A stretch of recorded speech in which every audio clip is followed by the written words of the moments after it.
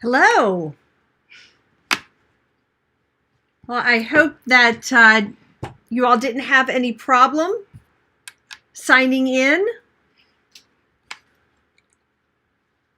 Let's see. If you want to start typing in the comments, I am happy to take questions. I'd love to chat with you all. So please feel free to sign in to comment, and we can get some discussion going here. I have a big stack here of my book that I will be signing. And in fact, if you want to tell me if there's somebody, if you buy the book with the link that should be there on the page, if you want to want me to personalize your book, just let me know and I will personalize it for you. And you know what I will do? I will go ahead, just in case for some reason you don't see the link there, or if you're having a problem getting that link to work, I am going to put it in the comments so that you can get access to that. All right. And let's see, Rose Ellen has joined us. And Anne has joined us. Welcome, welcome. They both said hello.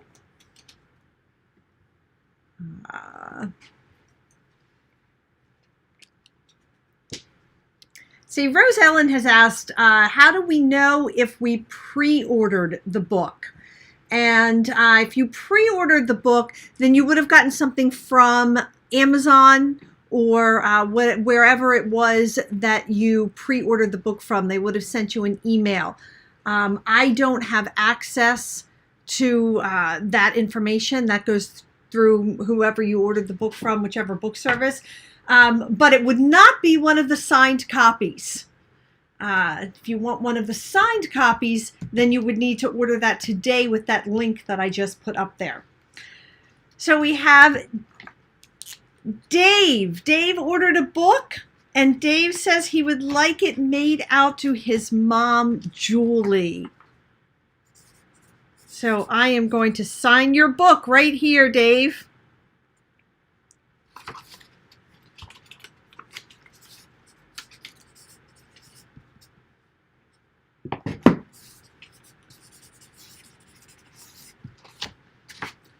All right. Very good. Let's see. And Marion. Marion has bought a book. Let's see.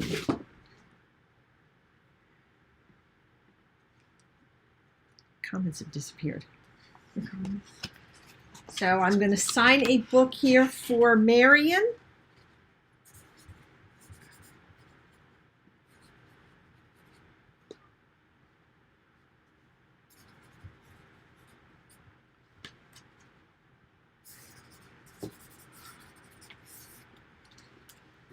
And here is Marion's book. Welcome, Richard. Welcome, Angie. And I see a comment. Dina says hi. Hello, Dina. I hope you're doing well. Let's see. Richard bought a book. You can't say that's your dad.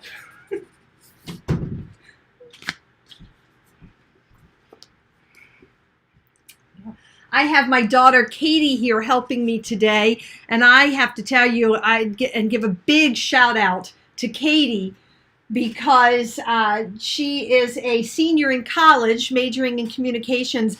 I would never have gotten all of this set up without her. She took over my computer and figured out how to do all of this, and she's just done a fabulous job getting us set up. So a big shout out to my daughter, Katie. Can I come say hi? Let's see. Hello.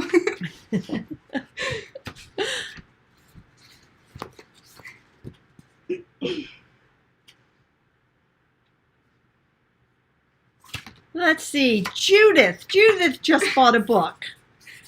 So Judith, here is your book right here. I have just signed it, and I will get that out to you.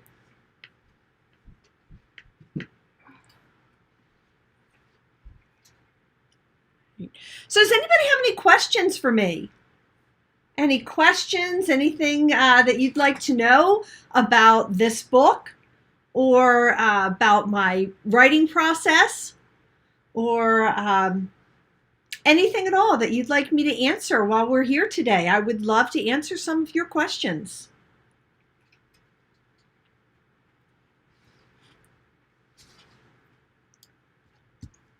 Let's see, Rose Ellen just bought a book, so I'm 2 books. 2 books. Rose Ellen bought 2 books. Thank you very much. I am signing your books right now. Just a personalized message.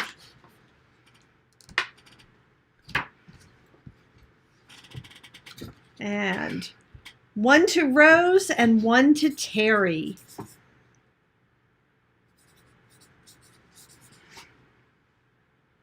Let's see.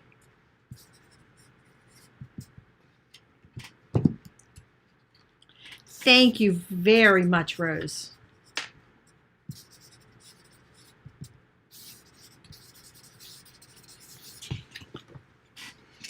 You can draw some for me. So Rose Ellen just asked a question. She asked, how did you research this book? And where did I go to spend time to prepare for this book? So Rose Ellen, this book, it's actually a little bit of a funny story. A dear friend of mine, Tammy, lives in the Ozarks in Arkansas.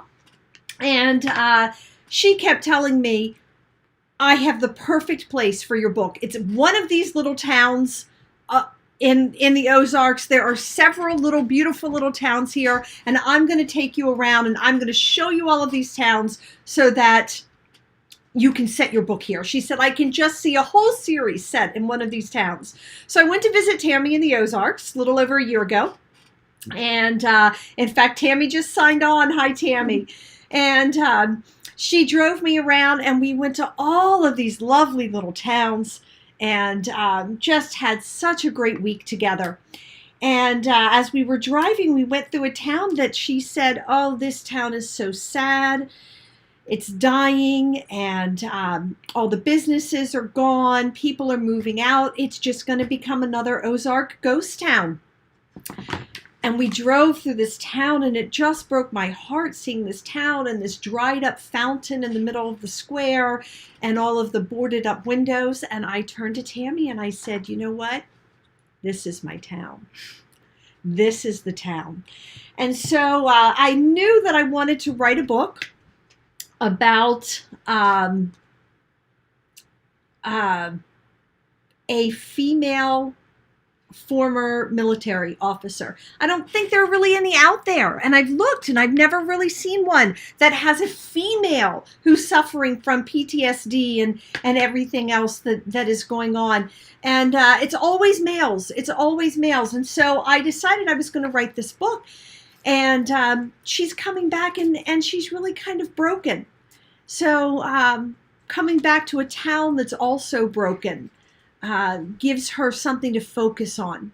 And so I did my research. I've been to the Ozarks twice now, traveling to different places, learning about the area. And also my good friend Danielle helped me a lot. Danielle just retired from a career in the Navy. She was an officer, and she really gave me a lot of insight into the mind of a female Navy officer. And so she was a huge help, huge help.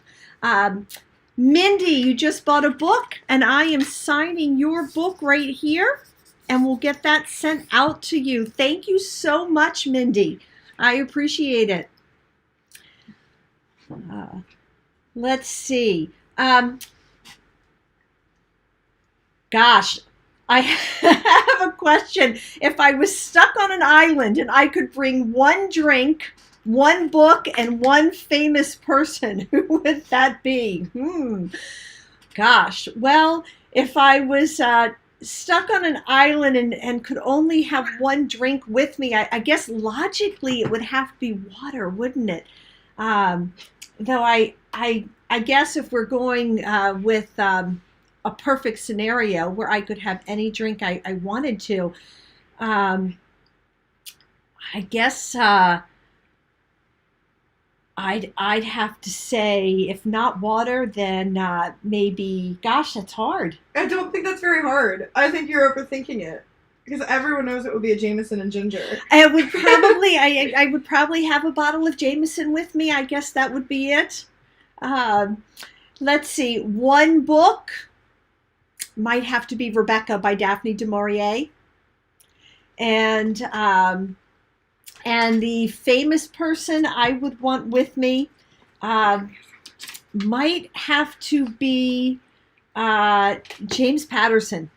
Just because I'd want to know how he releases so many books and where all of his ideas come from. So I think that's what I'd have to do. And Rose Ellen says that she hopes that I'm able to bring the town to life in my book, and that is the goal, Ellen. And you know what? The other great thing about bringing this town to life is that the town will then have the need for new businesses and more people, and lots of other people coming and being a part of the town. So it gives me an endless supply of stories in this one little town. So I'm really excited about that. A couple books here to sign for Anne. And I'm signing those right now. Well, she wants a personalized message. And in the comments there, let me know if anybody wants anything personalized. It wouldn't let me do that on the little form that I was using. So just let me know in the comments. Sharon, thank you so much, Sharon, for buying a book. I am signing yours right now. Thank you very much. I appreciate it. Somebody just said she noticed that there are some awards. Judy said she noticed there are awards hanging up on the wall behind me, and asked about those. I have been very, very blessed in the last few years with some of my books that I have been able to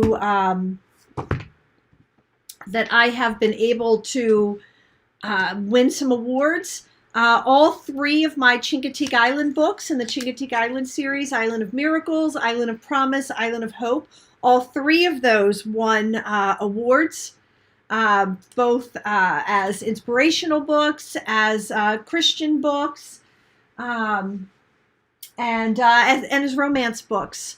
Also, my book Picture Me, my book Whispering Vines, those also won awards.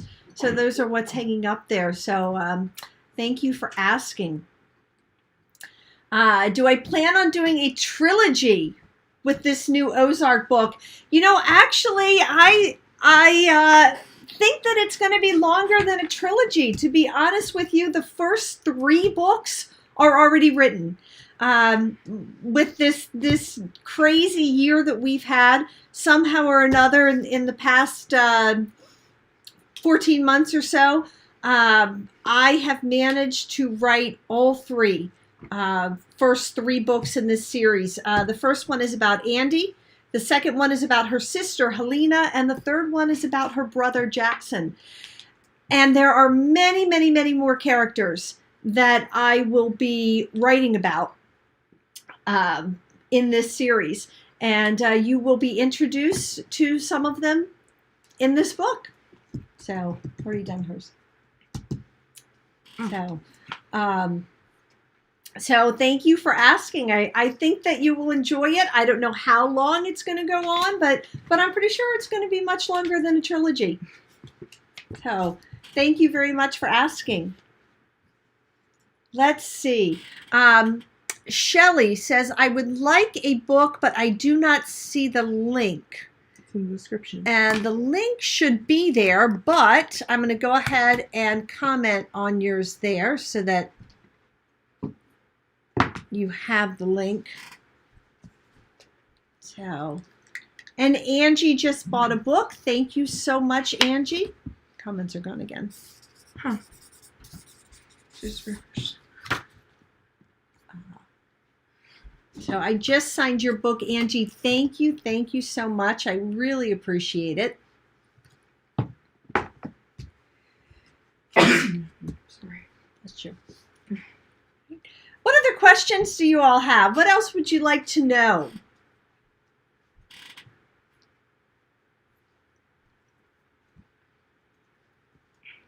So in Desert Fire Mountain Rain,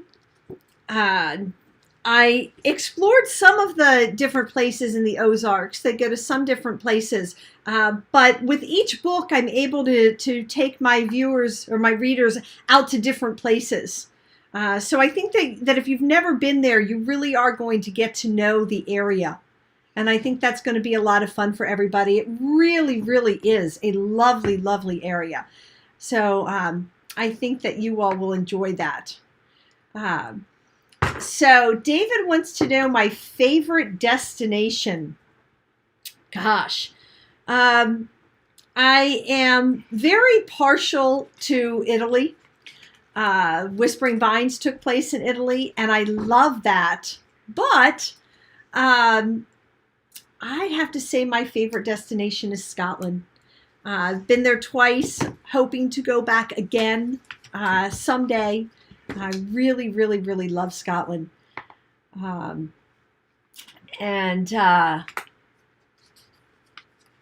Let's see. Rose Ellen said she loved the Chincoteague trilogy.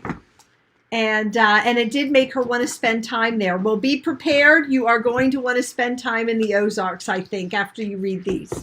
I can tell you that. Veronica just bought some books. Thank you so much, Veronica. I am signing your books right now. Thank you. I appreciate that. Let's see.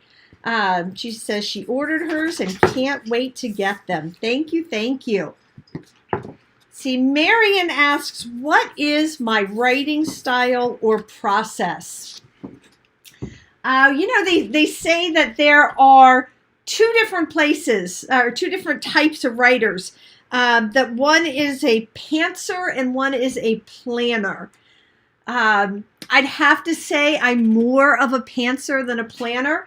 A lot of times I let my characters and the action in the book dictate what's going on in the book. But that's not to say that I don't plan everything out, because I usually know a lot about the characters, where they're heading, where the book is going to go, what the background is. And so I have all of that already. And then it's really, really based on the characters.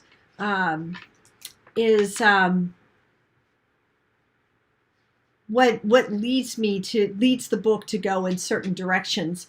But I write pretty much every day, most of the day, from about 8:30, 9 o'clock in the morning until it's time for dinner. I use my crock pot a lot so that dinner is ready. And I have a big whiteboard here in my office where I write lots of ideas. And it has a whole list of more Buffalo Springs books. There's a lot to write about. I have a lot on my mind. Sometimes I wake up in the middle of the night with ideas that I have to go and jot down, or come and write down a whole scene. So, but typically I'm inspired by something, a person, an event, a place that I've been, and I'll get some inspiration, and then I will think of a story that fits with whatever that inspiration is. And then I will go and put together that story. I like to research. I like to visit if I can, wherever the place is that I'm writing about. And that's always a lot of fun too, meeting people there and spending time in those places like I did in the Ozarks. And my friend Tammy says if you come to the Ozarks, she'll give you a personalized tour, just like she gave me. So thanks, Tammy. And Rose Ellen said she thinks she'll need to take a visit there to the Ozarks. So I have a book here for Shelley. Thank you so much, Shelley. I appreciate that. I am signing your book right now. Thank you so much, Shelley. Granddad just bought another book. All right. So what would you say to somebody who is tentative about reading your books because I'm writing from the perspective of a Catholic author? I think that everybody has some kind of faith that they follow, some kind of belief. And I think that it doesn't really matter where you're coming from in that. As far as that goes, I think that you'll find something appealing in my books with their focus on family and community and building a better life together. And so I think that if that's the kind of thing that you're looking for, then I think that you would definitely enjoy my books. So I have another book here for Richard. Thank you very much, Richard. I am signing that book right now. I appreciate that. And Tammy ordered a book. Thank you so much, Tammy. I am signing that. Thank you. Thank you. Thank you. Okay. Thank you. Let's see. And Richard asks, what cities or countries have you traveled to for information on a book? Well, of course, I've traveled to Chincoteague Island, which is not far from here, but I traveled there for information on writing my Chincoteague trilogy. I traveled to the Ozarks and went to many of the towns around the Ozarks. Whispering Vines takes place outside of Verona, and I did travel to Verona, Italy, and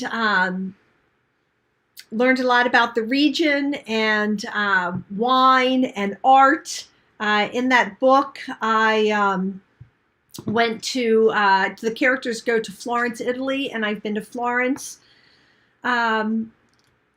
Let's see, some of the other places I mentioned in the trilogy, they talk about Father Darrell in the trilogy, and yes, Father Darrell is based on a real person. He talks about a trip to the Holy Land. I have been to the Holy Land.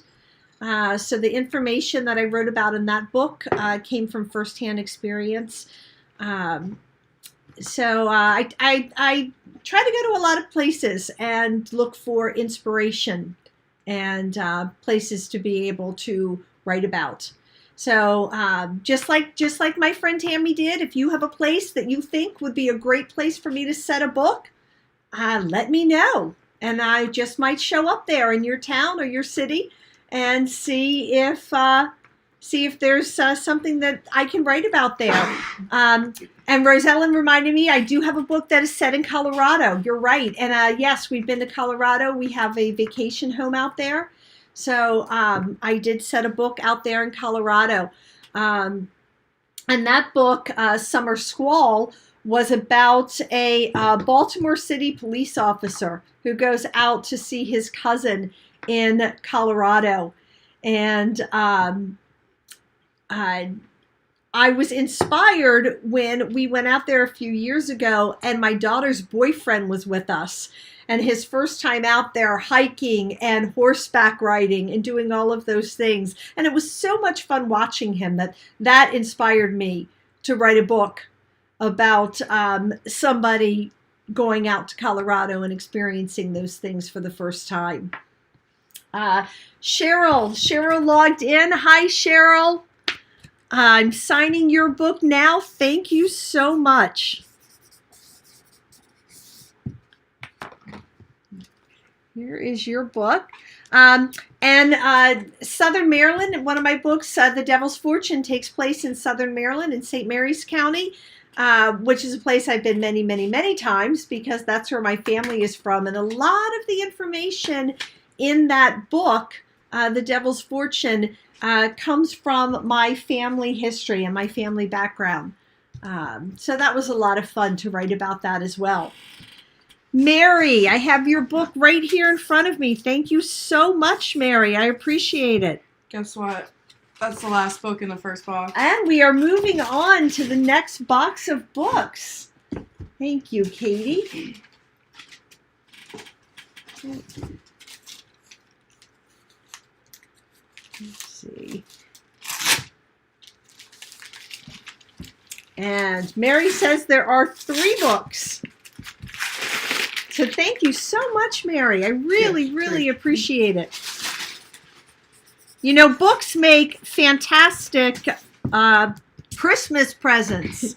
So I'm thinking that some of you are buying these to give as Christmas presents. So if they want a personalized message. And if you want it personalized, let me know in your comments, and I will personalize it for you. Did you do 3? There's one right here. Yeah, just stick that on there. I was going to make 3 sticky notes. And Katie Tammy says hi. Hi, Tammy. Is that one signed? Yeah. I need one more. And Anne says hi. Hi, Miss Anne. So thank you all for ordering. Thank you very much. Thank you for being here today. And I'm really enjoying adding your answering your questions. So if anybody has anything else, Rosellen says, since I love Scotland so much, maybe that's the place that I need to set a future book in. You never know. You never know. Of course, Scotland is very popular right now, thanks to Diana Gabaldon and the Outlander series. And now I see lots and lots of other books coming up in Scotland. So you never know. I may have to go back there again and set a book there. That could be. Let's see. Cheryl wants to know, how can we order other books? I have, I'm going to personalize a couple for Mary. Okay. You can get my books if you want the physical books. You can get them on Amazon. If you want ebooks, just about any place that ebooks are sold, any of the online retailers, you can get my ebooks. If you want them signed, then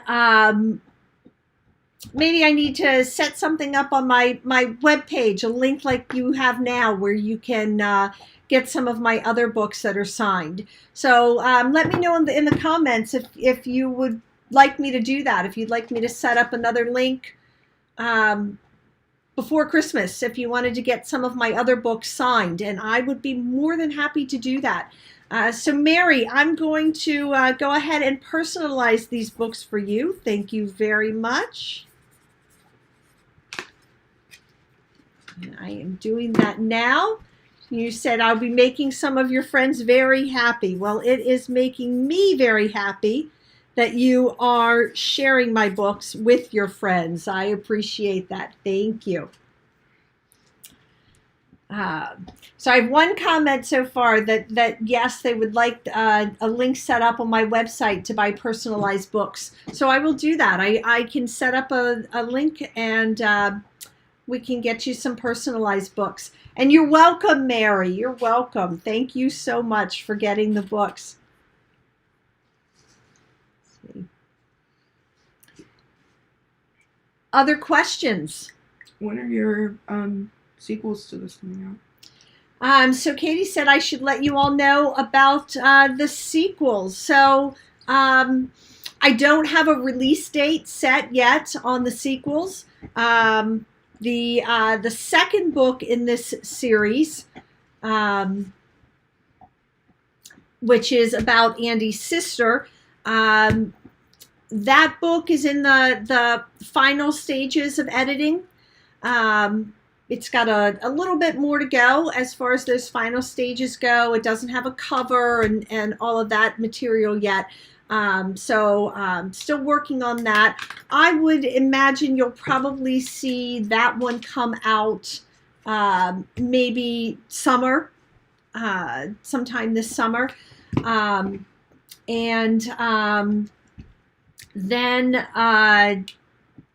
the next one sometime in 2021. That one I just finished the third book about a week or so ago.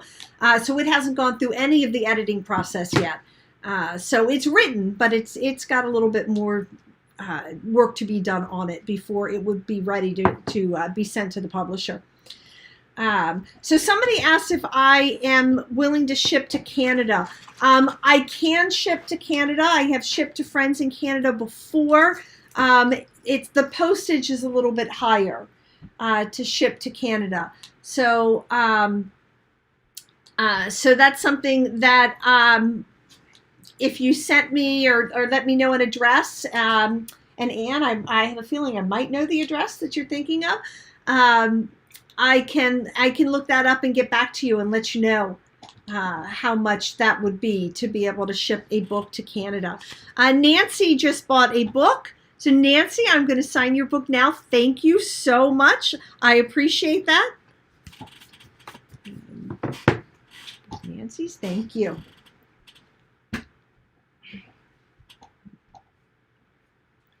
So I hope everybody had a wonderful Thanksgiving. Whether you stayed home or you went to see somebody, I hope everybody really had a nice Thanksgiving. We had a nice little Thanksgiving with my sister-in-law and her family, my mother-in-law, and that was nice. Much different than other Thanksgiving, but it was nice. So I hope you all had a good Thanksgiving. I guess we are now preparing for Christmas. We started getting our Christmas things out. If you follow me on Instagram, you probably saw that we've got most of our trees up. We don't have our big family tree up, but we are getting there. And lots of decorating going on.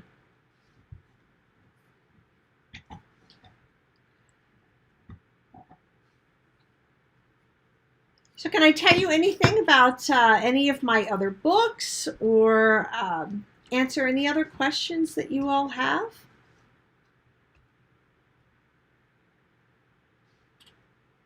And yes, I will definitely let you know. I will look that up and let you know about how much it would be to ship one to Canada. So thank you for asking.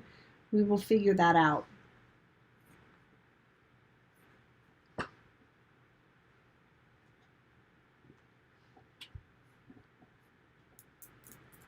Let's see.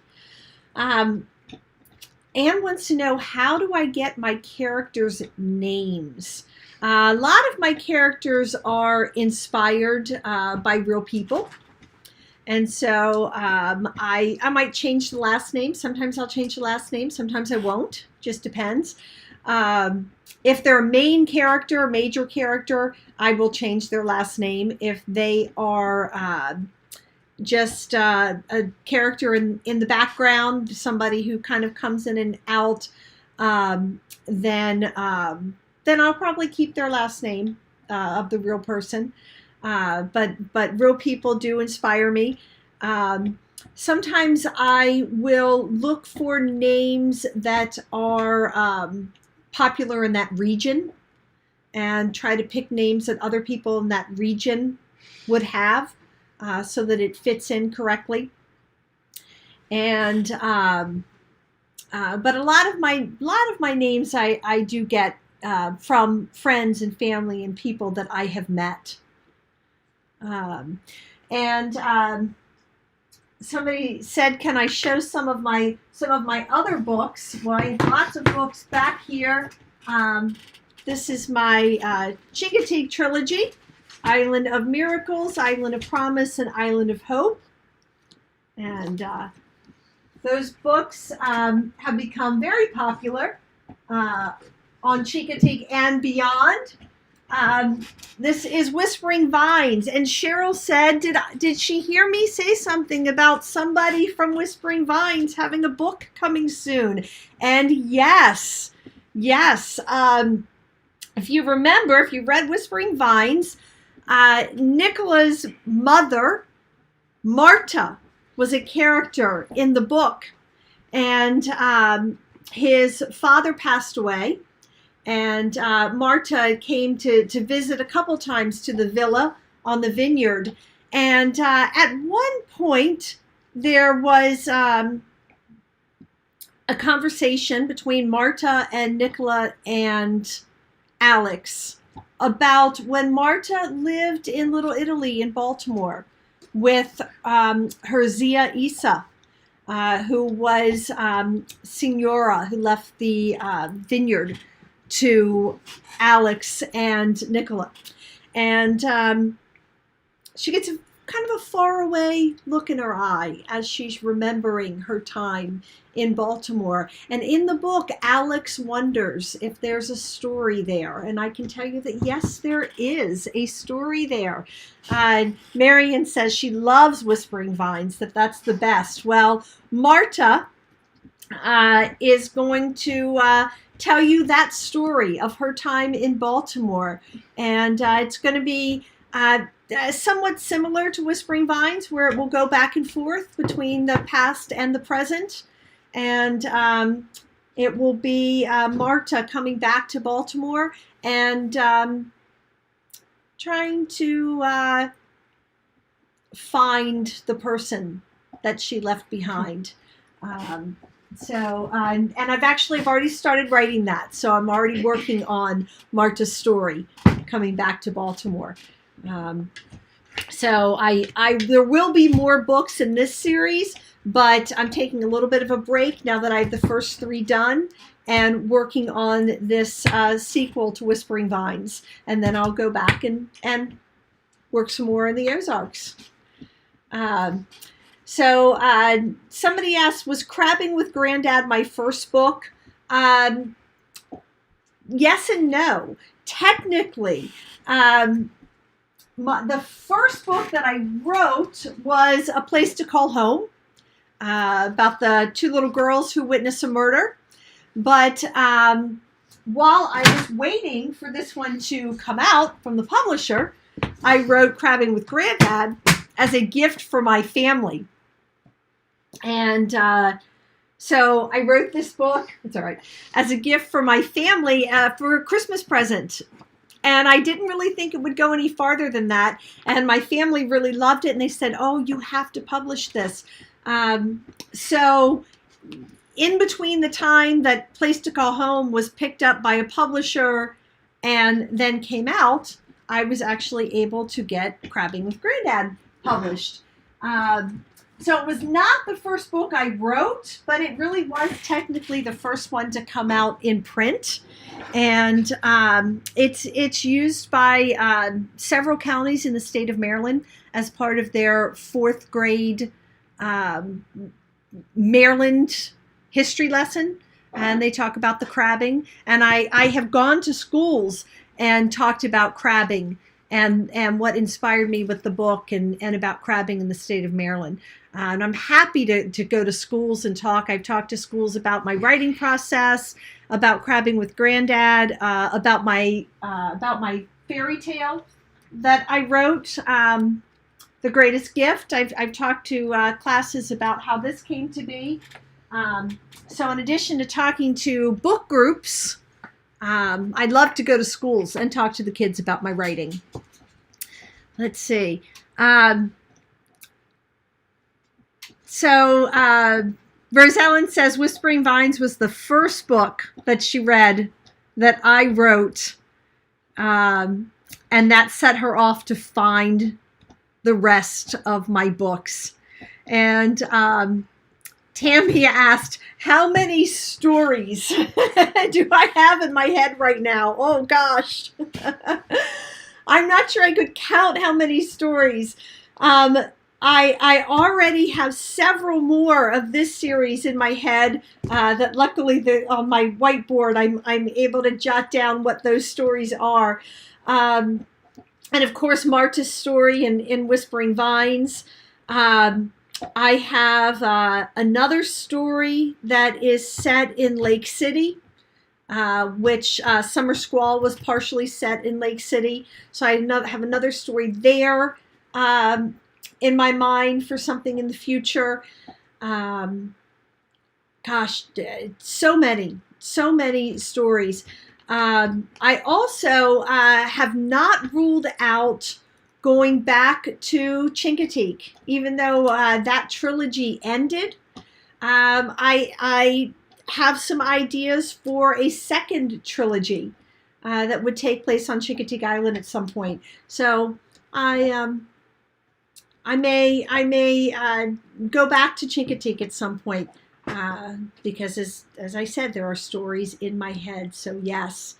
And Judy wants to know, do I speak at book clubs? I love speaking at book clubs. Book clubs are so much fun. I love talking to the readers about my book and hearing what they thought about it. And if things happened in there that they didn't expect, or things that they predicted would happen. I love hearing what they thought about the book and getting their ideas about future books. And I will go live to book clubs, or I will speak to book clubs. I've done FaceTime, I've done Skype with book clubs, so I'm happy to do that. But I love speaking to book clubs. That is really a lot of fun. A lot of fun. Let's see. Tammy volunteers to go to Scotland with me if I'm going to research there. I have a feeling I'm going to have a lot of volunteers for that. Yeah, that would be fun. That would be fun. So I didn't mention when I talked about my books, Picture Me is the second novel that I wrote. And that takes place in the fictional town of St. Brendan, but is really based on St. Michael's, which we live right outside of St. Michael's. So it's really based on the town of St. Michael's. And The Devil's Fortune is the one that takes place in southern Maryland. It's a little bit of a treasure hunt, this book, where they are searching for pirates' treasure. So that was a lot of fun to write. And I got to do some research of pirates. So I really had a good time with that. Nancy says she loves my Chincoteague trilogy and she would volunteer to go anywhere with me. So, let's see. And Dale Balmer says that was my favorite. Which one? Which one was your favorite? Picture Me or The Devil's Fortune? One of the ones I just talked about. I'd love to know what everybody's favorite ones are. I think Marion earlier said that her Whispering Vines is her favorite. That's my husband's favorite. My husband loves Whispering Vines. He and I were in Verona, and we took some time while we were there to go on a tour of a vineyard. And as we were touring the vineyard, I could just picture in my head this young man who owned the vineyard, who was giving us the tour, who took so much pride in the vineyard and in the wine and everything. I could just picture his interactions with an American coming there. And the whole time we went on this tour, I had this story forming in my head that took place on this vineyard. And at one point, my husband leaned over and he said, "You're writing a book right now, aren't you?" And I said, "Yes, I am." So that was a lot of fun. And Cheryl says her favorite book is Picture Me. So thank you. I appreciate that. That was a lot of fun to write. That was a suspenseful one. And I really had a good time with that, especially writing about the local places that are part of my everyday life. And Rosellen said she would like to see more set in Maryland that have to do with Maryland history, like The Devil's Fortune. Well, that is definitely something that I could think about. Devil's Fortune was set at Ocean Hall, which I changed the name in the book, but that's a real place down in St. Mary's County. Mindy says she too would have to say Whispering Vines is her favorite if she had to choose a favorite. I had so much fun with that. And I often tell people that the research for that book was very, very difficult, having to visit Italy and visit vineyards and learn about the winemaking process and learn about how to properly drink wine. Very, very difficult, I know. But I did feel when I was writing it that there was something very special about Whispering Vines. So I'm glad that people really like that. It is definitely one of my favorites of the ones that I have written as well. And Minnie says her second favorite is Picture Me. And there's a police officer in that book, Picture Me, that is named after Mindy. So I wonder if that's why that is your second favorite book there, Mindy. Rosellen says Whispering Vines is her favorite. So if you haven't read Whispering Vines, maybe that's one that you would like to read, because that does seem to be a lot of people's favorite book. I've had some people who say that the writing in The Devil's Fortune really reminds them of the writing in Whispering Vines, with the historical aspect and going back in time and relating that to the future and kind of the parallels there. But both of those books were very special to me.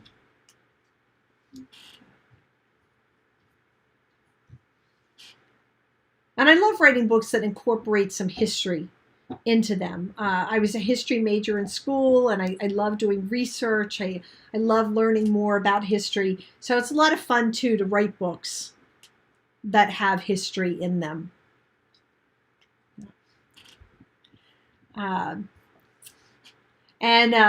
Mindy says being a character in Picture Me is just one of the reasons why she liked it so much, but she loved the suspense in that one. And Mindy was one of my beta readers for that. And she said she really enjoyed being part of that process. I'm always looking for beta readers to look at my books and let me know what's working and what's not working and how we can make it better. So if that's something you're ever interested in, just let me know. As I said, I'd love to bring in beta readers. And thank you very much, Minnie. She says each of my books is so different from the other, and she loves them all for different reasons. So thank you. I'm glad that you love them. Hello, Nick. Welcome. Nick says the Trinketing trilogy is his favorite, possibly because there's a character named Nick in those as well. That is based on Nick. So thank you for joining us. I appreciate it. See, my readers often inspire me. So I appreciate the interaction there and getting to know everybody. And you never know, you could be part of my book at some point. And you're right, Mindy, all of my books are different. I do try to write each one in a very different way. And I like all of the characters to be different. Everybody we know is different. Not everybody is a cookie cutter character. And so I like everybody to have very different backgrounds, very, very different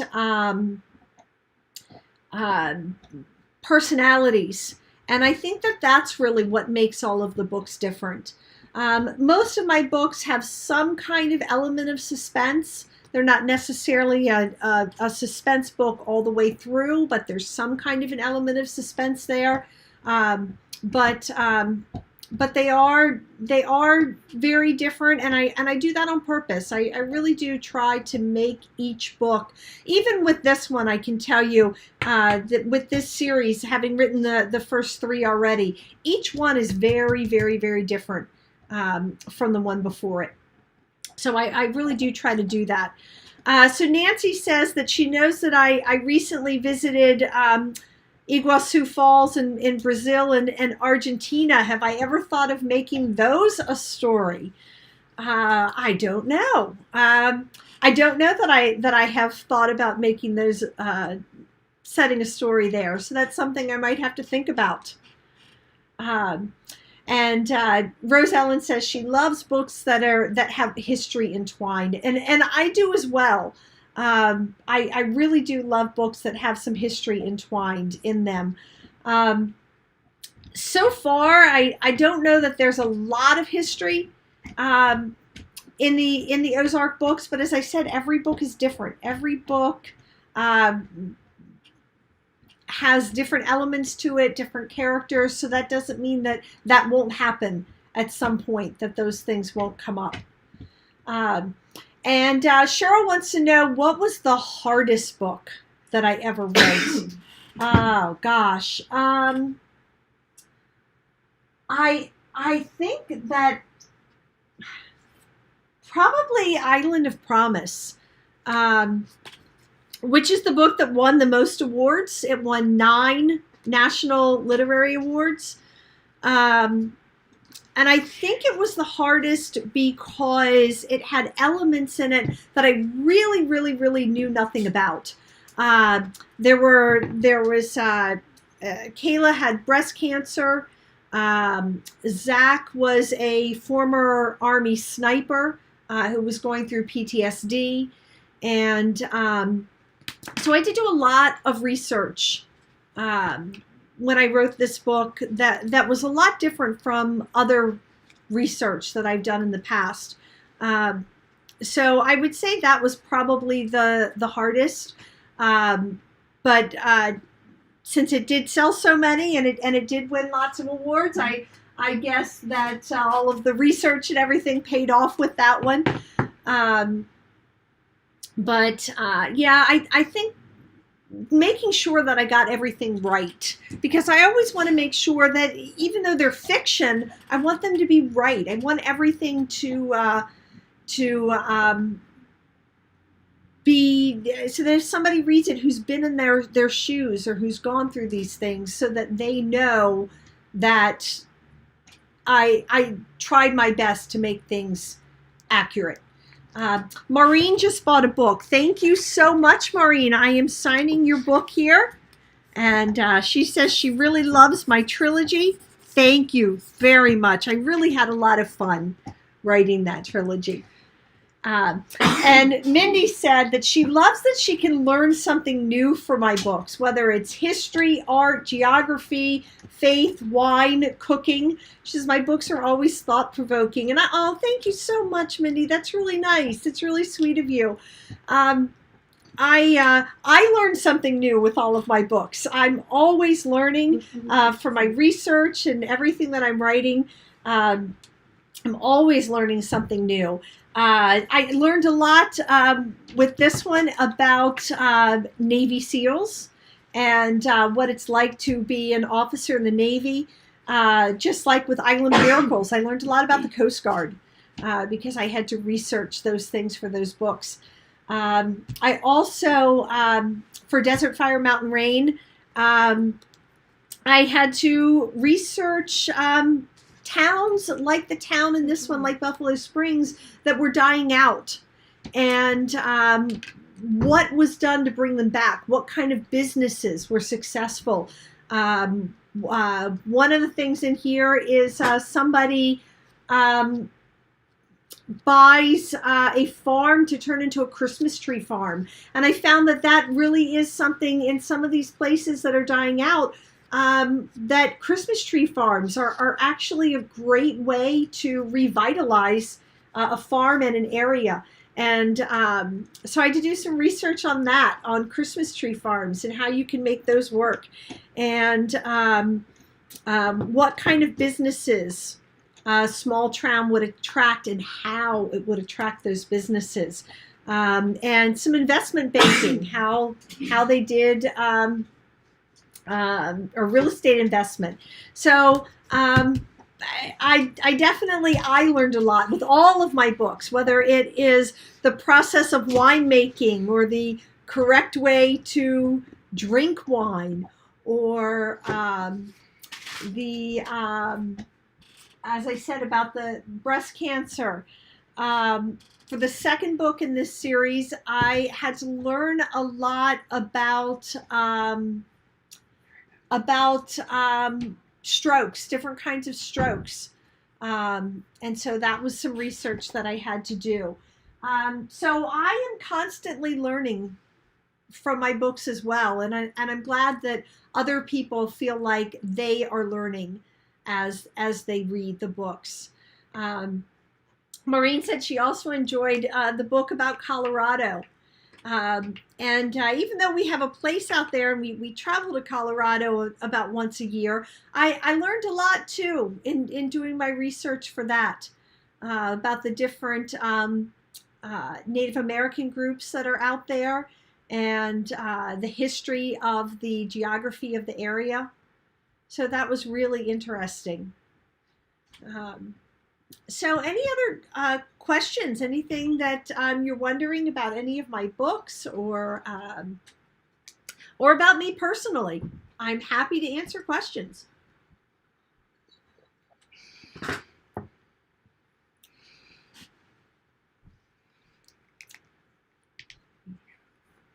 I thank you all very much for joining today and for being part of this. I am enjoying it. I hope that you're enjoying it as well and learning some things about me and about my books.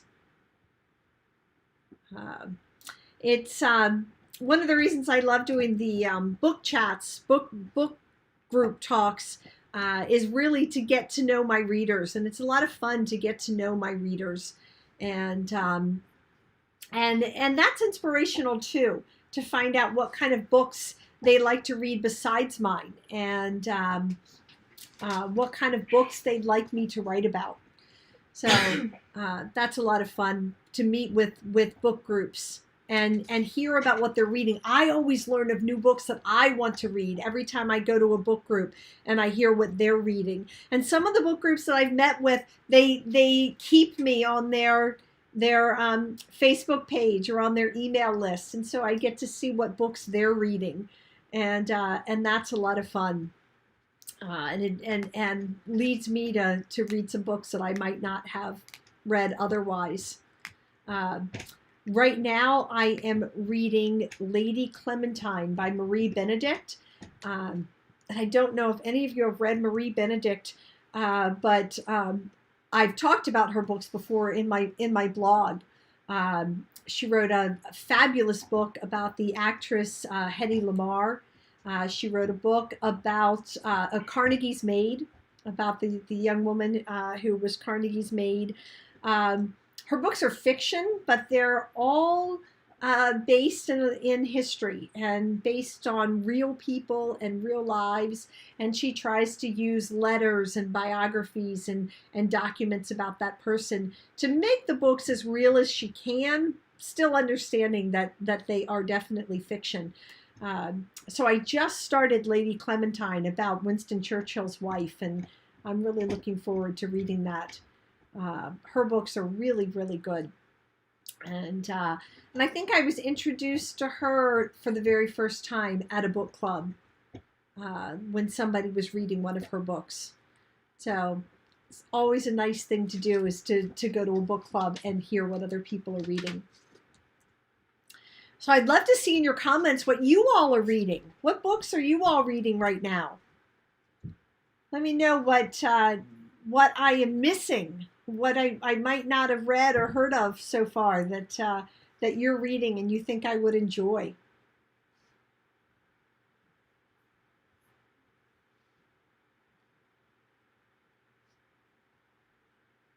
I've got several books on my shelf uh, that I am planning on reading right now.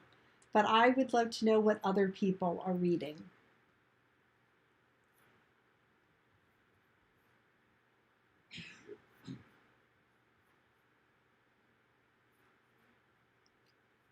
And again, books make great Christmas presents. Great Christmas presents. So, love to hear what is good and what you suggest for other people to read. I know everybody's always looking for something good. So Anne is reading My Mother's Choice by Allie Mercer. I have not heard of that. Cheryl just finished reading the third book of Ellen Hildenbrand's St. John series and now is reading All the Single Ladies by Dorothea Benton Frank. I read both of those, Ellen Hildenbrand and Dorothea Benton Frank, who I was so sad that she passed away this year. We've lost so many in 2020, so many great authors. But she was one of my favorites, and Cheryl, you'll enjoy all the single ladies. Her books are just so much fun. Marian, Pillars of the Earth. Wow, that is quite a hefty tome. But talk about lots of history. And Anne says her book club is reading The Henna Artist by Alka Joshi. I have not read or heard of The Henna Artist. I thoroughly enjoyed the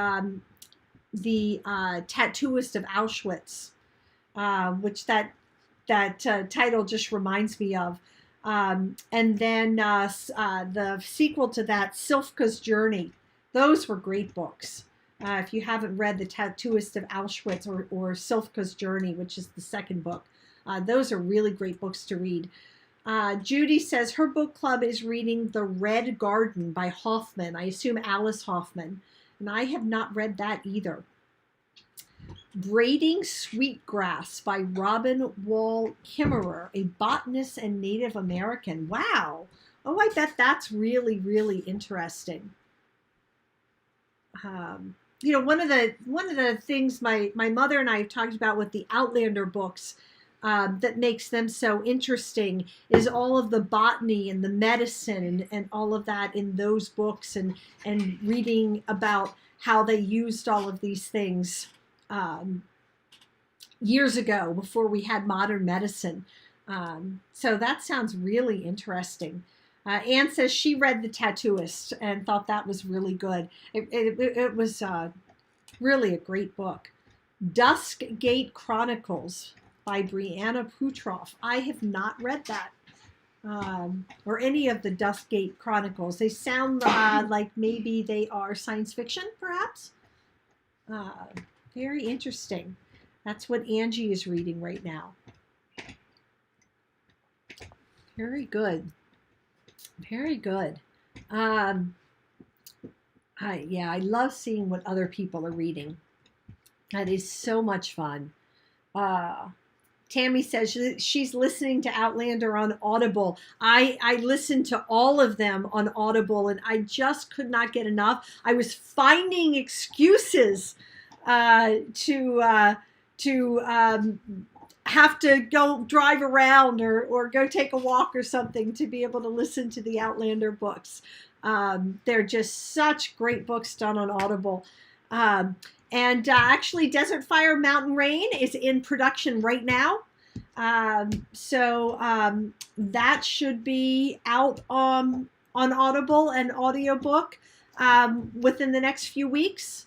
I have a wonderful narrator, Erin Robinson, who is doing that.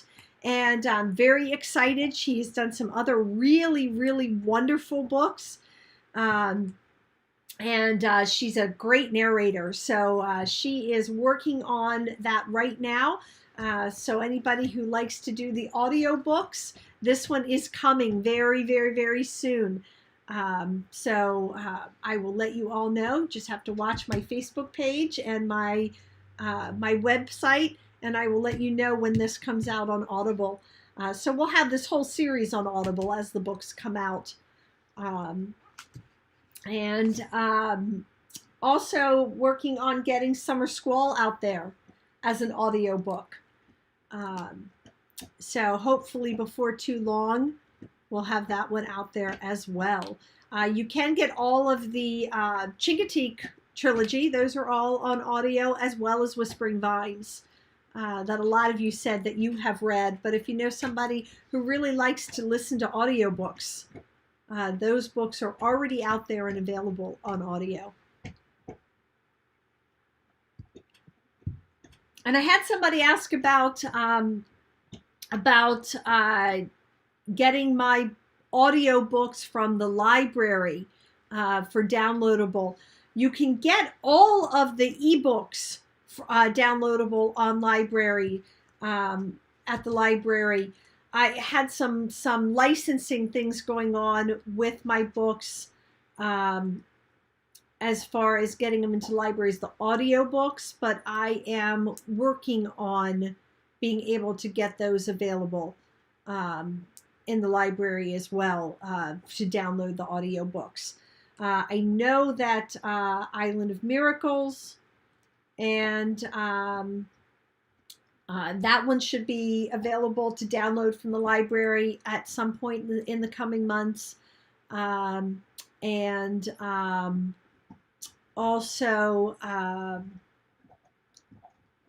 hopefully Island of Promise. This one, when it comes out, will be downloadable as a library audiobook.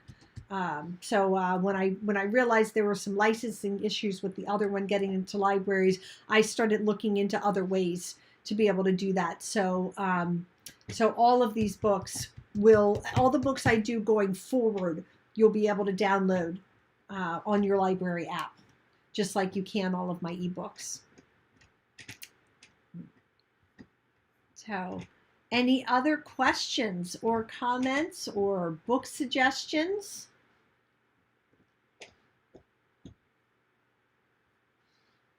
Are you okay with Chinese food for dinner?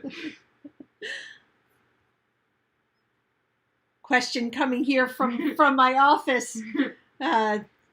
Katie says that Ken wants to know if I'm good with Chinese food. He says he's making dinner, which means he's ordering out. So I guess that's what we're having tonight. So,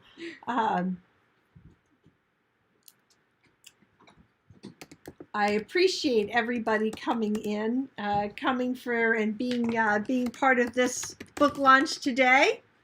And I hope that you are enjoying it so far. I see we've got people kind of coming in and out, new people every few minutes. So that's been a lot of fun, seeing people pop in and out and join the book launch. So, but I am happy to talk about anything that you all would like to know. About my books or my writing, or as I said earlier, about me personally. Happy to answer your questions or about books that I like.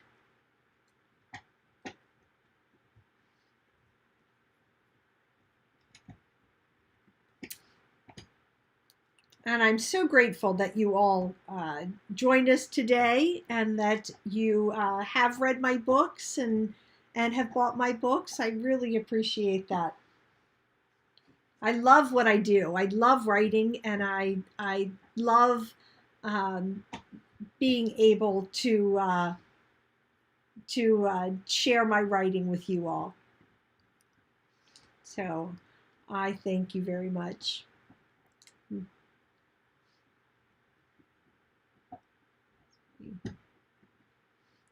So what else can I answer?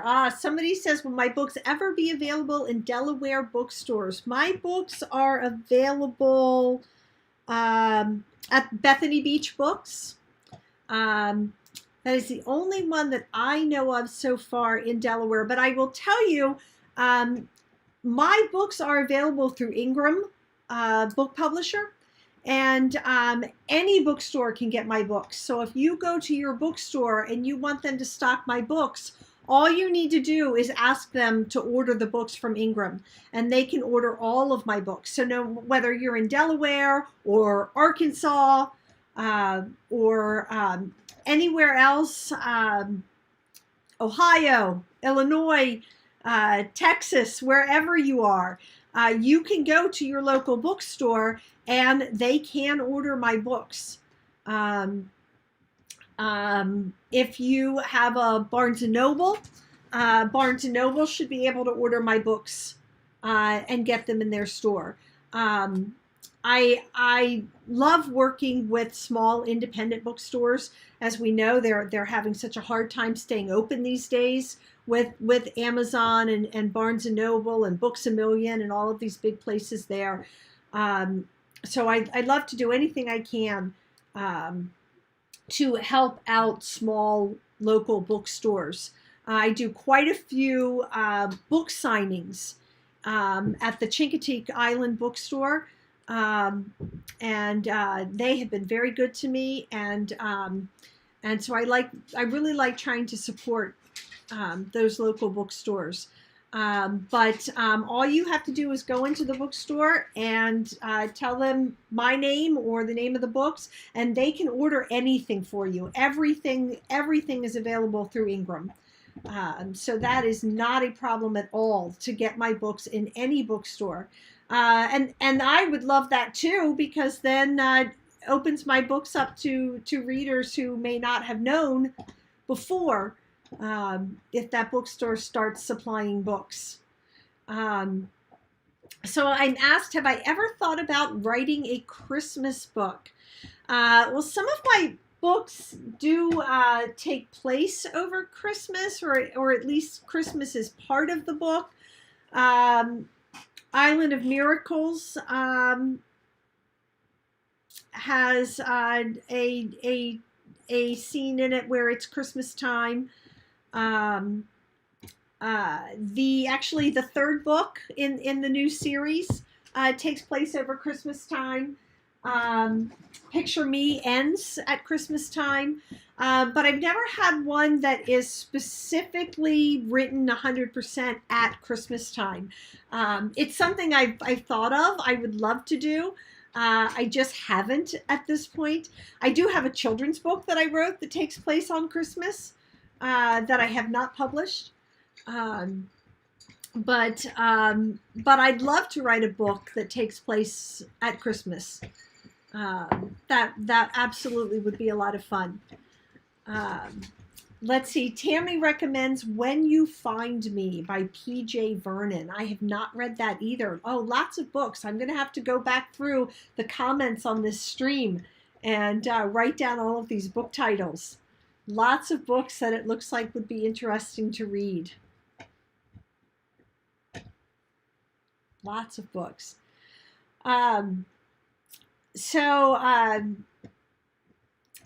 So again, you can get my books at any bookstores. You should be able to get my books, and digitally you can get them anywhere as well.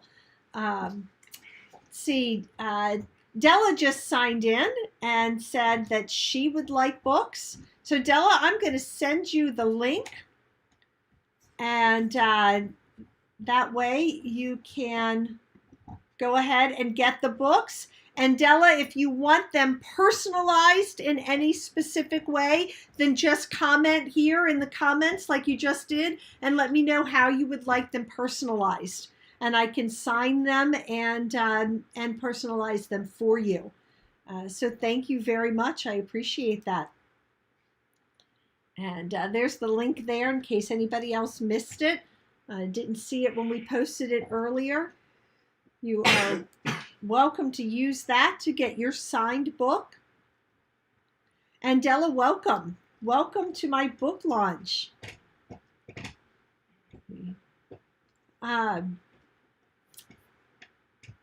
we have been talking about some good books to read, and I've been taking recommendations to figure out what books are out there that I'm missing, that I need to add to my list.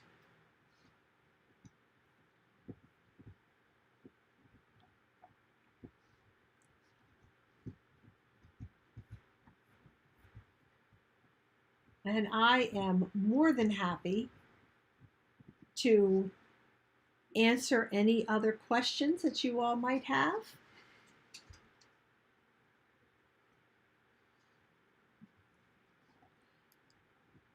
So Katie, you would probably be really good at this. My daughter Katie used to have a radio show on her college campus, so she was always very good at doing things like this. And when you don't have a lot of two-way communication going on there, Cut to commercial. she would cut to a commercial. They don't have a commercial with live streams, unless it's just a commercial for my book. So I'm going to read to you all the back of the book in case you haven't. Well, I've been showing them the cover, but in case you haven't seen the blurb on the back of the book. Andy always heard, "You can't go home again." Andy Nelson's dream was to go to the Naval Academy and serve her country. As an intelligence commander with SEAL Team 3, her life is what she always imagined, until a lapse in intelligence leads to the death of her team and the man she loves.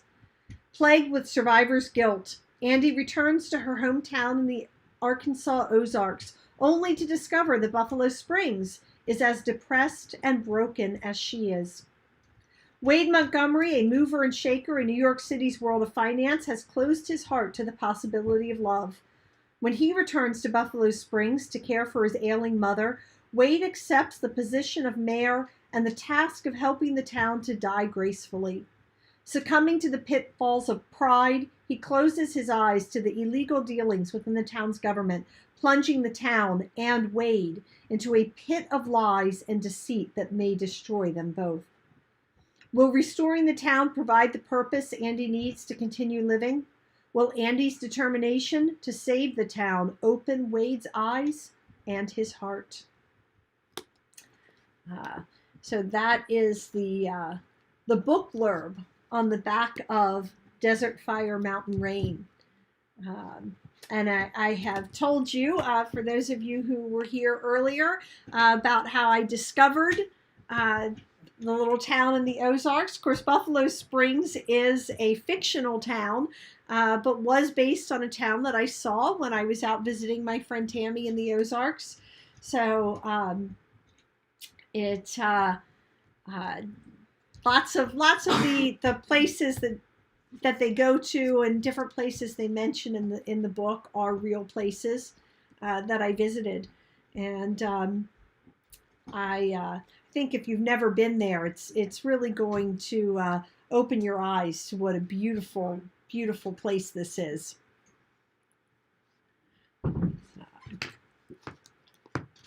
And let's see. I'm going to find a passage in the book here.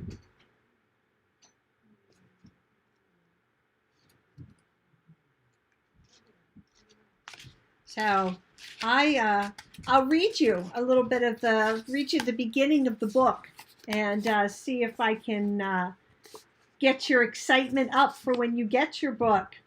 Chapter 1, we've been hit. We're going down. I repeat, SEAL Team 3 is going down. Jeremy's words filled the small command center in the Middle East like a thick smoke, blinding and choking Andy. It took only a split second for her to reach for the mic and respond. Andy pushed down the button and fought to find her voice. Her throat was tight as she struggled to hear the distress call. This is command. Blue 1, repeat. Blue 1 to command. Repeat. We've been hit. We're going. The radio went silent. Andy bolted upright and gasped for breath. Her throat dry, her eyes not seeing through the blackness that surrounded her. Her clothes were drenched with sweat, and her heart raced in what was now a too familiar cadence. The air was saturated with the smell of mildew. Where was she? She looked around and saw the ancient motel-issued alarm clock next to the bed. It was 3 in the morning. As her eyes adjusted, she could make out the gently swaying curtains in the front window. In front of the window she had opened the night before. She recognized the room with its late 20th century decor of plaid bedspreads and mass-market cityscape artwork. It was the final stop before she returned home after being briefed for days in Coronado, California, following her flight back from the Middle East. It was her last chance to pull herself together before facing her family and moving back into the home she left at the tender age of 18 over 16 years ago. Now, at 34, she looked back on the day she left home as having been so full of promise, despite the many emotions she felt as she climbed onto the bus. It was a 34-hour ride from Fayetteville, near her home in Buffalo Springs, Arkansas, to the elite academy on the shores of the Chesapeake Bay in Annapolis, Maryland. Like most incoming freshmen, she felt excited, nervous, apprehensive, and downright scared. Unlike most freshmen, who would be looking forward to 4 years of college life, Andy prayed she could just make it through the first week. Being at the Naval Academy was all she ever wanted. It was what she'd been working for since she was 9 years old, and she could hardly believe it was happening as she watched the Ozarks fall away through the bus window. Andy knew her parents never understood why she wanted that life, what drove her and the small handful of other young women heading to the Naval Academy that week, but she knew it was where she belonged. Was being the operative word. It was where she belonged, until she failed her country, her unit, her platoon, and the best friends she had in the world. The day the helicopter that carried SEAL Team 3 went down over the dry and rocky terrain in the war-torn province was the day Andy's entire world shattered. The Navy may have forgiven her, but she would never forgive herself for the part she played in the deaths of the men who meant the most to her. So just a little bit of a teaser there from the first chapter of Desert Fire Mountain Rain. This is Andy on her way home after leaving the Navy, the only thing she ever wanted to do with her life. So now she's got to figure out what she's going to do next when she returns home to Buffalo Springs. Hello, Mary. Welcome. Thank you for joining us. I appreciate that. We've had a really good discussion about my books and about books that other people have read and recommend. And anybody who has just joined us, Della or Mary or anyone else, please feel free to ask questions, ask information about my books or my writing. I am happy to answer any questions you have. If there's anything that you would like to know. And I thank you all for being here today and for joining us.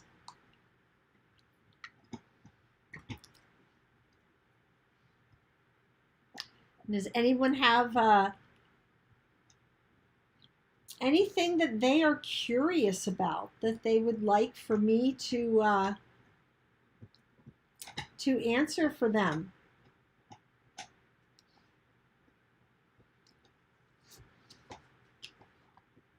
So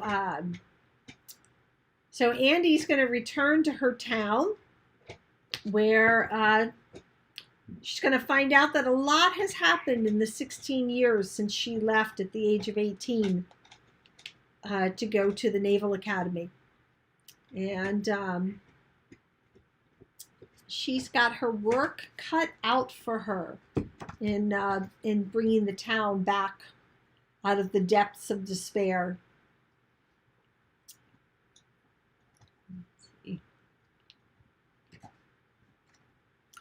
So if there's anything in particular about the book that you would like to know, I would love to share more with you about this book or any of my other books. And I will I will get another link set up for those who said that they would like to buy signed copies of my books. I can do that. That is not a problem.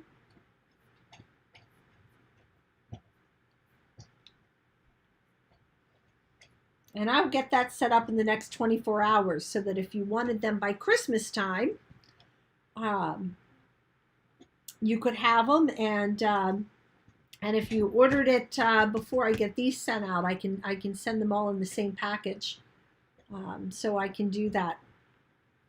I can get those done pretty quickly.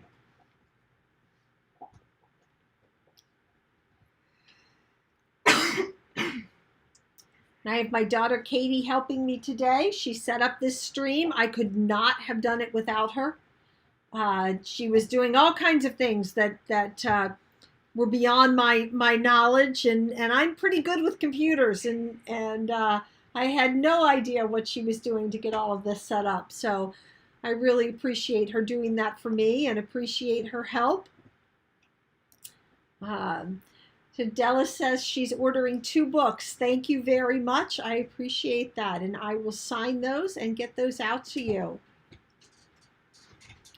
And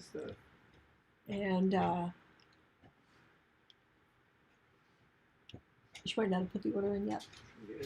And if anybody else wants to order books, I can sign them. I still have some left sitting here, and I'm happy to sign those. I can personalize them. Just put in the comments there who you would like them personalized for, and I can do that and get those out to you in the mail tomorrow.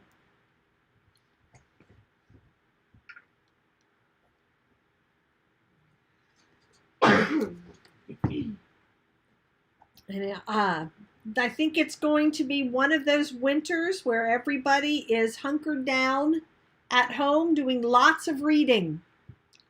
So hopefully this will give you something to look forward to that you can read in the coming weeks. And I think we're all going to be doing a lot of reading. And reading's just about all we can do right now in our house because we got struck by lightning yesterday and we lost our television. Lightning did not strike the house, but it struck a tree right outside of our house and splintered the tree, sent splinters all the way across the yard, and scorched the ground under the tree, and it took out our antenna. So at first we thought it actually hit the antenna. It did not. It did hit a tree. But they said it'll be a week before they get here to fix it. But I guess that's what Netflix is for. But there's not a whole lot on TV these days anyway. But be a good chance for all of us to get lots of reading done. So I hope everybody out there has a stack of books like I do so that you can get lots of reading done this winter. Because I have a feeling we're not going to be going very many places. So we're all going to be able to get reading done, and I'm sure I will get a lot more writing done. I will get back to the sequel to Whispering Vines, which I started last week, and I will be writing Marta's story. So I'm really looking forward to this. This is actually, I guess a place to call home. Was a kind of a second chance love book, second chance romance. Except that they the couple never dated before. They didn't get together until this book, even though they both say that they had crushes on each other in high school. But Marta's story will definitely be my first real second chance romance book for Marta to be able to go back and find that person she she left behind when she returned to Italy all those years ago. So I'm really, really looking forward to exploring this and seeing what the story is there. So I will be working on that this winter. This Desert Fire Mountain Rain, Wade Montgomery's mother, Blanche, she has an interesting love story that she tells Andy in this book, one of the times that Andy is over at the house. And that was actually based on the real life love story of the parents of a friend of mine, our friend George up in New York. His parents have a really nice little love story of how they got together. And so when his mother Helen told me that story a couple years ago, I said, I'm going to figure out a way to include that love story in one of my books. And so that is in here. So that was very special. And we lost Helen earlier this year. And she was such a great woman. We loved her so much. And this book was written in memory of her. So I have a question. Of all of my books, who is my favorite character in all of my books? Gosh, I keep coming back to Whispering Vines, but I think I'm going to have to say Alex in Whispering Vines. And it wasn't that there's a lot of me in Alex. Honestly, I think there's a lot of my Katie in Alex. My Katie, my daughter, who's helping me out today. When I wrote Whispering Vines, I really felt like I was writing about Katie when I wrote that book. So I think that is my favorite character. I also have to say I love the character of Nick Black in Island of Hope. Also very much based on a real life person, our dear friend Nick White, who is like a son to me. And I had a lot of fun with that character simply because I wanted to really, really bring a lot of the real Nick's personality out in the character in the book. And so I worked really hard to bring out his personality. So that was a lot of fun to write about him. Andy's sister Helena in this book also the second book is all about Helena, and she is a librarian in the town of Buffalo Springs who wants to travel, has never left her hometown really, except when she went to college, and wants to travel and see the world. And so there's a lot of me and her as a former librarian and somebody who loves to travel. So that was a lot of fun to write about her, and I really like her character. And you get a little taste of her character in this book, but I think that you'll like the next one. See, Richard says he really likes the girl in Picture Me, and how she went from town to town traveling across the country to keep her identity a secret. That was a lot of fun to do that.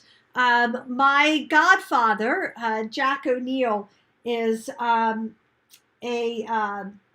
former DC police officer and ATF, and worked with the Secret Service and the FBI. And he really helped me out a lot in that book with information about weapons and going off the grid.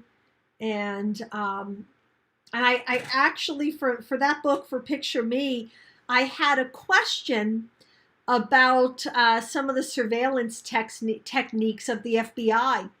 And Jack said, well, just call him. Just call and ask him. And I thought, well, that's a little brazen. But I did. I actually called the FBI and said, I'm a novelist. I'm writing a book. I have some questions about your surveillance. And the gentleman on the phone was really great. He answered what he could, and I asked him. So some of these things that we see on television or in the movies that the FBI is able to do, how realistic is that? And his answer was, if you see them doing it on TV in the movies, you can pretty much bet that we are advanced farther than what they're doing that you see. And I thought that was really interesting. But I had a lot of fun figuring out how she was going to keep her identity secret, how she was going to stay off the grid, but still be able to live and function and make money in this modern world. So I had a lot of fun writing Picture Me. And it's one of the books that I really enjoyed coming up with that storyline. And because it's one that goes back and forth between the present and the past, it was a lot of fun putting it together and deciding, as I dropped clues throughout the book, when that was going to happen and how I was going to make that happen in the book. So that was a lot of fun to do. I've actually had a lot of fun writing all of my books. It's a fun process. It's a fun process coming up with a story and the characters and developing their backgrounds and putting them together. It's a fun process, and I get to spend my days with people that I've created and towns that I've invented and making their dreams come true. And I don't think you can get any better career than that. It's really it really is a lot of fun, and I hope that I can continue doing this for a very long time.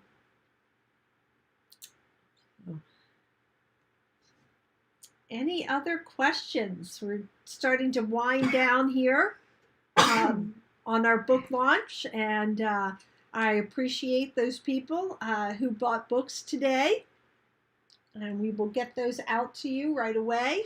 I thank you very much.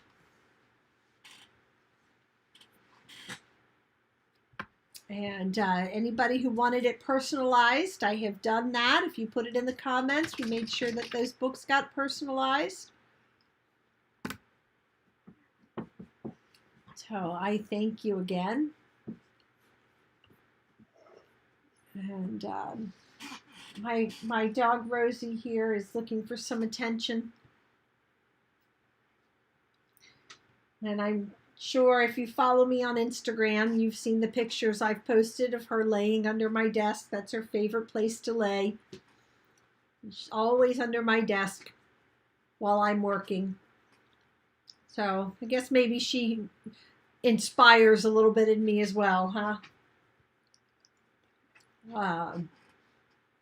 I think Picture Me might be the only book that I've written so far that has a dog in it. I think Eric West in Picture Me has a dog that goes everywhere with him. So I may have to start putting some more dogs in my books. Of course, Summer Squall has horses. And Island of Hope has horses. Always loved horses when I was growing up. So it's fun to write about those.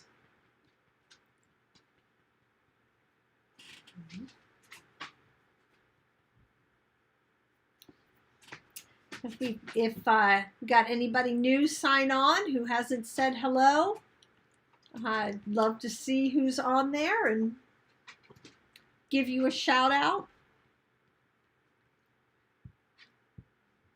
Just comment there because I can't see who is signed in unless you comment. But I thank everybody for being here today and for supporting me and for buying my books. And I hope everybody that you bought Christmas presents for enjoys them.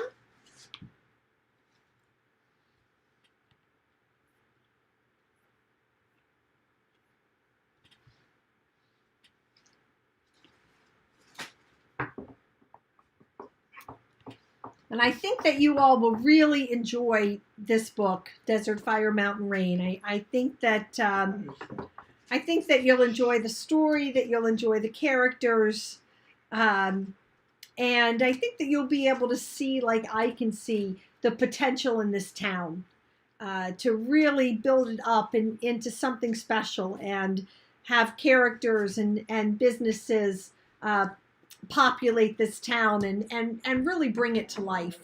So I'm looking forward to that, to being able to do that throughout this series. Let's see.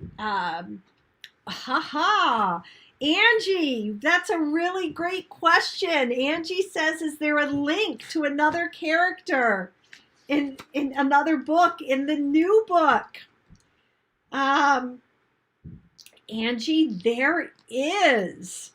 So I can tell people who have enjoyed reading my books before, because you pick up on that in a lot of my books, I will drop the name of somebody who has been in a past book. Margaret Gallagher Turner is a name you might not remember, but we've mentioned that book several times today. Margaret was the vice president's secretary in Picture Me. And she is mentioned in this book. And I'm not going to tell you how or where, but there is that little connection there. So now you'll know when you run across it, you'll remember that Margaret was in Picture Me. It's a great question, Angie. Thank you for asking that. I actually have thought about in the future maybe bringing Margaret to Buffalo Springs. If you remember in Picture Me, she had 2 teenage daughters, and I'm thinking maybe it might be time for those 2 teenage daughters to be able to have a book or a couple books about them. So that is up there on my whiteboard as one of the possibilities of a future book. So that's a great question, and I do that so often. There's a little bit of a thread that runs through so many of my books, and sometimes it's obvious. Very obvious in Summer Squall that Lank is the rookie police officer from A Place to Call Home. And those characters from the 2 books kind of intertwine there. But in Whispering Vines, Alex is the main character, Alexandra, and her brother was one of the murder victims in Picture Me. So if you didn't pick up on that the first time you read Whispering Vines, maybe you need to go back and look at that again. But there is that. And in the Chincoteague Island trilogy, the character of Kayla, who is Aaron's sister in the first book, and then Kayla is the main character in the second book. She is mentioned one time, very briefly, in my first book, A Place to Call Home. Her husband, Eddie, was the first murder victim. So I often have that little thread that will connect my books together, and I like doing that, and I like it when people read the book and look for that and try to figure out what the connection is there. So yes, that definitely exists in this book, and there may be others as I write the series. that have some of those connections to other people. But definitely that does exist in this. Very good. Let's see. And Angie, I signed your book earlier. I will have that in the mail to you tomorrow. So I have a question. If your book club would like to read one of my books and have me chat with them, how do we set that up? There's actually a link on my website for having me come to your book club. So if you look on my website, you can let me know if you want me to come in person or do an online chat. And there's just a very short little form that you fill out and with the information. And that gets sent to my assistant. And then we will see what we can find out, or what we can do set up a date for me to be able to talk to your group. And I would love to do that. I would love to come talk to your group. I see Lisa just asked, how does she get a signed copy? So Lisa, I just sent you the link so that you can order your signed copy, and I will get that right out to you. If there's anybody else who missed that, there's the link right there in my reply to Lisa that has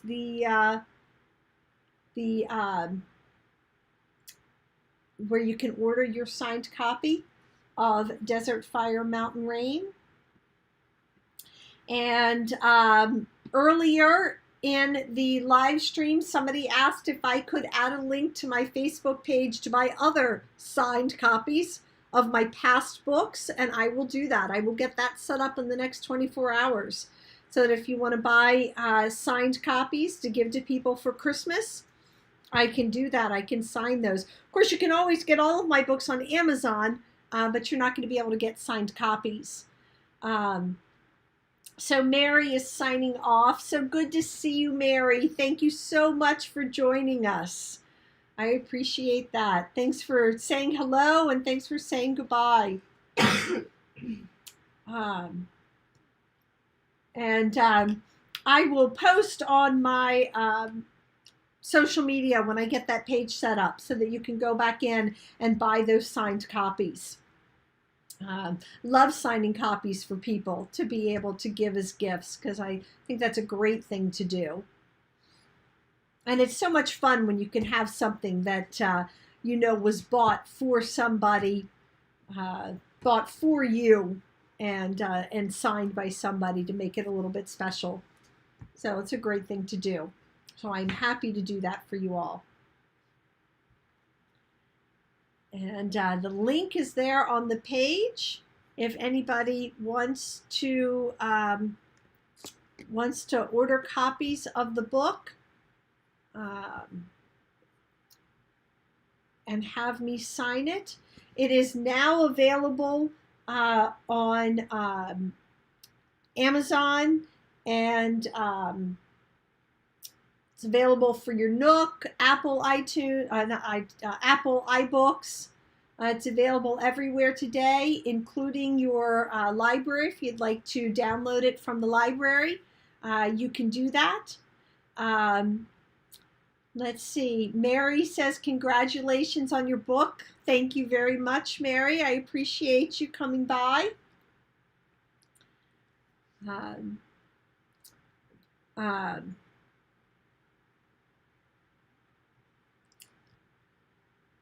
So I am very grateful for everybody who was here today and for the questions that you asked. If you don't already get my newsletter that gives you information on other things like this that are upcoming, then make sure you go to my website and sign up for my newsletter so that you can always stay abreast of whatever is going on. Whenever I have a launch or new books or something coming out. Hopefully the next launch that I have, we can do live, but this is nice for those of you who are not local and are able to be here. Hopefully next year things are better. Maybe when book 2 comes out, I can do a live launch in the Ozarks. I would really, really love to do that. Love to do a live launch at a bookstore in the Ozarks. So we'll see maybe if we can get that to happen with the next one. Once everybody's able to travel and get out and about again. So that would be wonderful. And we will see what we can do about that. But in the meantime, this is how we're doing things these days. So that's just the way we have to do it.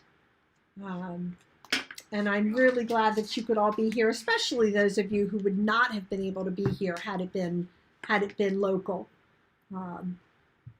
Really appreciate you joining us. So Lisa says she just ordered a book. Thank you so much, Lisa. I appreciate it very, very much. I think that you will enjoy this. And I have just signed your copy. So I will get that right out to you. Thank you, Katie, my wonderful assistant. So a question I have here, what are some new topics you have not written about that you hope to research and maybe write about later? Gosh, good question. Lots of things that I would write about. I know that one of my future books is going to be about search and rescue. A character who does search and rescue, which I think is really very, very interesting and dangerous and necessary and a great profession. So I've actually started doing a little bit of research on that, about the search and rescue process. So that's something that will be in a future book. Somebody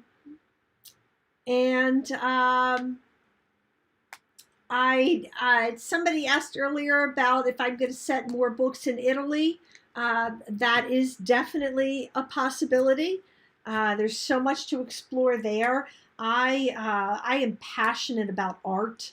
And my family knows I've always said if I were to go back to school and get another degree, I would get a degree in art history.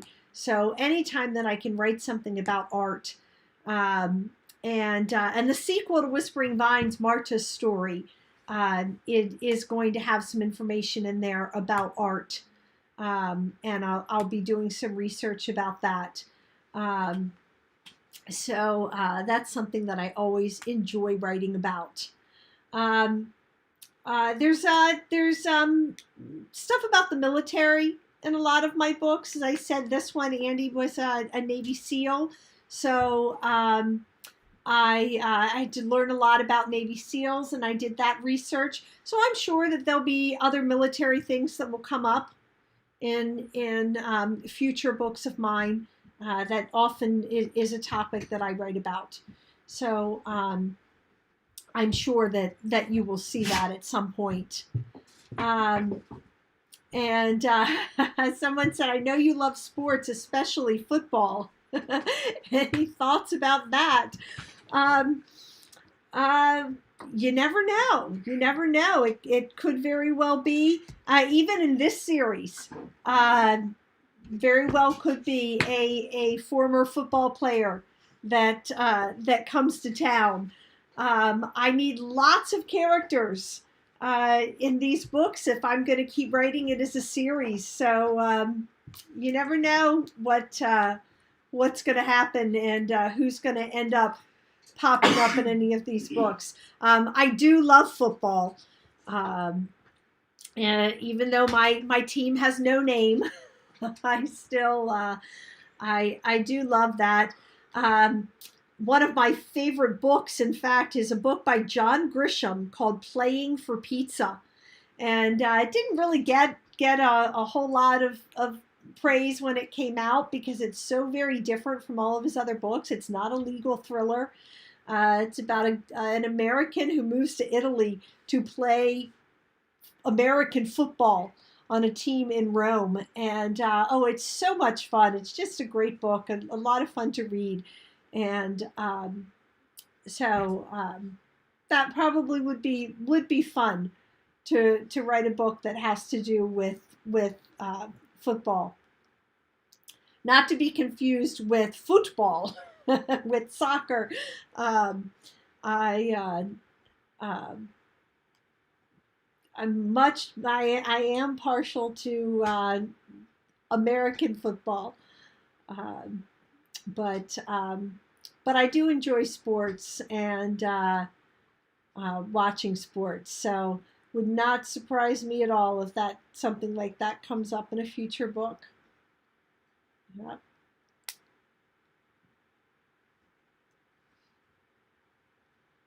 And we are just about done here. So if anybody has any last minute orders or last minute questions, we only have about 4 minutes left in our launch today. And again, I thank you all for being here. I thank you for joining us. This has been a lot of fun. I love interacting with you all and being able to talk to you and answer your questions. And I hope that you all enjoyed it. You are welcome to reach out to me anytime through social media. My email address is on my website. Feel free to reach out and ask questions. I'm always available for my readers. So I appreciate you all coming, and I am happy to show you how much I appreciate it. I hope that I'll be able to see my readers in person again sometime in the near future. I'm looking forward to that. I'm looking forward to getting back to some book groups, and I do have a talk that I'm doing in February to a local group, and I'm so looking forward to having that interaction and seeing them face to face and being in a room with people to talk about my books. So it's actually a great time to schedule me to come because there's nothing on the calendar with everything that's been going on. So if you want me to come talk to your group in 2021, go to that forum on my website and let me know. And I'm happy to talk to your group, either live and in person or somehow through streaming on Zoom or Skype or whatever we need to do. I am happy to do that. And just let me know. So only got about 2 minutes left. So again, if you have any last minute orders to put in or questions, just send them my way. And in these last couple minutes, I will try to answer them for you or sign a book for you.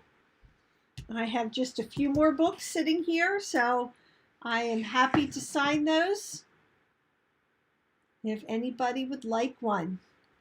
Angie says it's great to hear my voice again. Thank you so much, Angie. Hopefully I can see you in person at some point soon. And my next launch we'll be able to do in person is my hope. If I do have a launch in the Ozarks for book 2 of this series, I'll also do one locally. I did that with Summer Squall. I had a local book launch, and then I did a launch out there in Colorado. So I would be happy to do that with book 2. But no matter where you are, no matter where you live, if you have a local bookstore that would like to support my books and do a book signing, as I said, I love working with local bookstores. Love doing that. So talk to your local bookstore. I'm happy to come out there and do a signing and talk to readers. I'm happy to talk to your book groups. So anytime, just let me know. And hopefully we'll all be back in person together very, very soon and be able to do this together. So looks like we are about out of time. Again, I thank you. This has been a lot of fun, and I hope you enjoyed it. And I will see you all sometime soon. Thank you, everybody.